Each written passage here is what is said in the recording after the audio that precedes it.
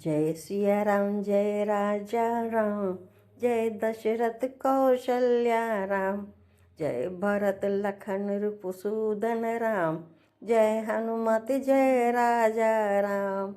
तुलसीदास जी कहते हैं, राम कथा सब मनोरथों को पूर्ण करने के लिए कामधेनु गाय है, संसार के सब रोगों के लिए संजीवनी बूटी है, सब जीवों को पवित्र करने के लिए गंगा नदी है। और राम कथा शिव जी को बहुत प्रिय है। ये संसार के सब सुख समृद्धि को देने वाली है। इसलिए आज हम राम कथा में राम के राज्याभिषेक का दर्शन और दिव्य आनंद लेना चाहते हैं।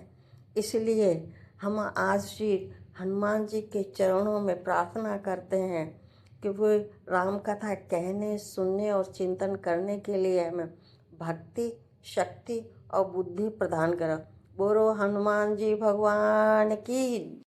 श्री राम जी 14 वर्ष बाद माता सीता और लक्ष्मण के साथ अयोध्या आ रहे हैं। ये समाचार मिलते ही अयोध्यावासी आनंद और उमंग से भर गए और हर्षित होकर नाचने लगे।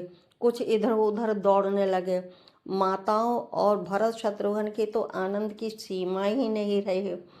कुछ स्त्रियां मंगल गीत गा रही हैं, कुछ अटारियों पर चढ़ी हुई मंगल गीत गाते हुए विमान का दर्शन करना चाह रही हैं, और इधर पुष्पक विमान में उच्च मनोहर सिंहासन पर विराजमान श्री राम जी विभीषण और सुग्रीव आदि को अयोध्या दिखा रहे हैं और कह रहे हैं ये हमारी जन्मभूमि है, हमें ये बहुत प्रिय है, यहाँ के वासी भी हमें बहुत प्रिय है।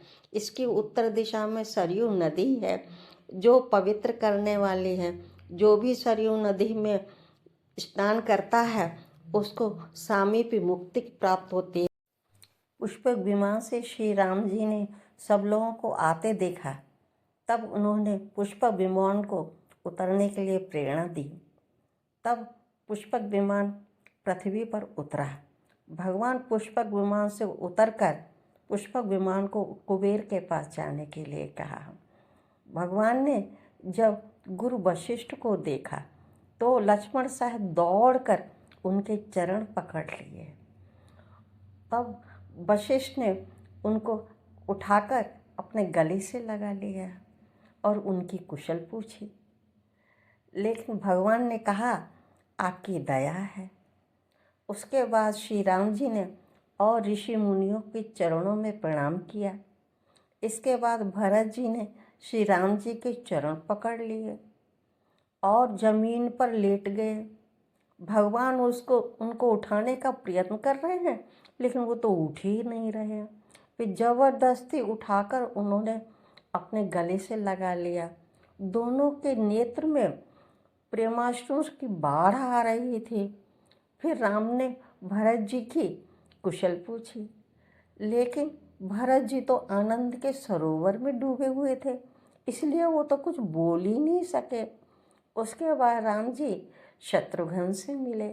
उसके बाद राम जी ने माताओं के चरणों में प्रणाम किया। इसके बाद श्री राम ने अनेक रूप बनाए और प्रत्येक रूप में हर एक अयोध्यावासी को प्रणाम किया और यथायोग्य आदर दिया। फिर भरत जी ने माता सीता के चरणों में प्रणाम किया और लक्ष्मण से मिले। फिर श्री राम ने विभीषण, सुग्रीव आदि का परिचय गुरु वशिष्ठ और माताओं से कराया। प्रथम श्री राम ने सुखद महलों में विभीषण आदि को वास कराया। उसके बाद श्री राम और सीता अपने महल के लिए गए। गुरु वशिष्ठ ने सब ब्राह्मणों को बुलाया और कहा, आप सब हर्षित होकर आज्ञा दीजिए जिससे श्री राम का राज्याभिषेक हो सके। सब ब्राह्मण कोमल वचन बोलने लगे। श्री राम का राज्याभिषेक संपूर्ण जगत को आनंद देने वाला है। अब विलंब न कीजिए और महाराज का तिलक शीघ्र कीजिए। तब मुनि ने सुमंत से मंगल द्रव्य लाने को कहा। अवधपुरी को बहुत सुंदर सजाया गया। देवताओं ने पुष्पों की वर्षा की। श्री राम ने सेवकों को बुलाकर सुग्रीव आदि को स्नान कराने को कहा। श्री राम ने तीनों भाइयों को बड़े प्यार से स्नान कराया, फिर अपनी जटाएं खोली और गुरु की आज्ञा लेकर स्नान किया और आभूषण धारण किए। श्री राम की शोभा देखकर असंख्य कामदेव लजा गए। सब माताओं ने सीता को स्नान कराकर दिव्य वस्त्र आभूषणों से सजाया। प्रभु को देखकर वशिष्ठ ऋषि का मन प्रेम से भर गया और उन्होंने दिव्य सिंहासन लाने को कहा। दिव्य सिंहासन का तेज अनेक सूर्यों के समान था। उसकी सुंदरता का वर्णन नहीं किया जा सकता। सीता सहित श्री राम ब्राह्मणों को नमन कर सिंहासन पर सुशोभित हुए।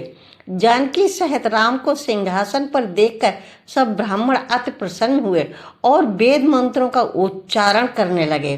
देवताओं और मुनियों ने जय हो का जयकारा लगाने लगे।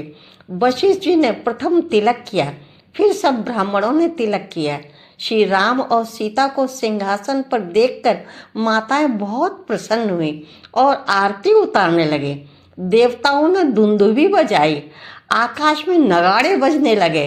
गंधर्व और किन्नर गान कर रहे थे, अप्सराएं नृत्य कर रही थी। देवता और मुनि परमानंद को प्राप्त कर रहे। अवधवासियों के आनंद की तो सीमा ही नहीं थी।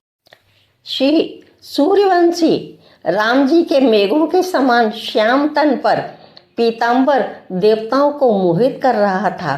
मुकुट, बाजूबंद आदि विभूषण अंग में सजे हुए थे। कमल के समान नेत्र थे, विशाल छाती और लंबी लंबी भुजाएं थीं। जो मनुष्य भी राम का दर्शन कर रहे थे वे सब धन्य थे। उनके सुख और सीता राम की शोभा का वर्णन तो सरस्वती माता भी नहीं कर पा रहे थे। भरत छत्र लिए हुए थे, लक्ष्मण चंवर डुला रहे थे, शत्रुघ्न ने पंखा लिया हुआ था, विभीषण ने धनुष लिया हुआ था, अंगद ने तलवार, हनुमान जी ने ढाल और सुग्रीव ने शक्ति ली हुई थी। एक एक करके सब देवता सीताराम की स्तुति करके अपने अपने लोकों को चले गए। तब भाटों का वेश धरकर वेदों ने स्तुति की। सबके देखते देखते उन्होंने विनती की, हे करुणानिधान, हम सब विकारों को त्याग कर आपके चरणों में प्रेम करें। ऐसा करके वो अंतर्ध्यान हो। फिर शंकर भगवान ने बड़े प्रेम से श्री राम सीता की स्तुति की और अनपायनी भक्ति मांगकर शिव जी कैलाश धाम चले गए।